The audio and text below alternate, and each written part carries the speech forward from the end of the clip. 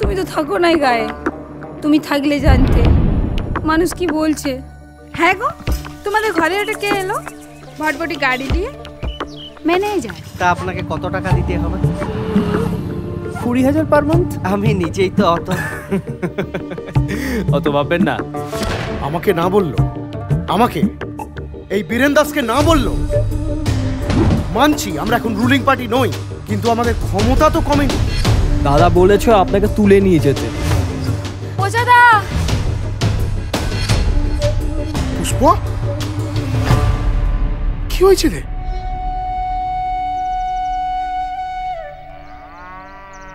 আপনাদের এখানকার কালচার, ভাষা, বাংলার প্রতি টান সবকিছুই আমি কলকাতার মানুষদের কাছে তুলে ধরতে চাই। তুই আমাদের গায়ের গব্ব, তুই না থাকলে এই গাঁটাকে কে চিনতো বল? আলু ভাজুস নাই? তোমার কতবার করে বললাম ঘরে আলু নাই, 10 টাকা দিয়ে যাও, দিলে? পুষ্প মতন বড় লক্ষ্মীমন্ত মিয়া বটে। ঘর করুস নাই তো বুঝবি কি? আরে বাহ, ঘর করুন নাই, তোর অনেক আগে বিয়ে করেছি রে। আচ্ছা, আপনার গ্রামের নাম? নিত্যানন্দপুর। এই ব্যবসাটা আপনি কতদিন ধরে করছেন? আমার বাপ মরার পর থেকে ওই 15 বছর মতো হবে। বটে রে মদন মোহন, আজ বড় খুশি খুশি লাগছে। শালা বোকা চোদা। কিন্তু গরিব লোকের এইসব স্বপ্ন দেখা কি ভালো? স্বপ্ন কি আর গরিব বড় লোক দেখে আসে রে? তখন দেখি কম বেশি করছো। আমি মেনকা গোল্ড থেকে আসছি আপনার সাথে দেখা করতে।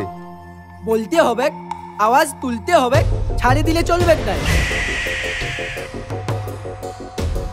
দাঁড়া দাঁড়া, মরদের অহংকার বেড়েছে, মাগিরও বাড়বে। দেখুন অনেকক্ষণ ধরে ফ্যাচ ফ্যাচ করছেন, অনেকক্ষণ ধরে।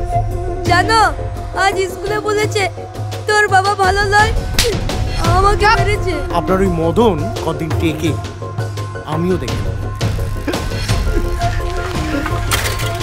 পুষ্প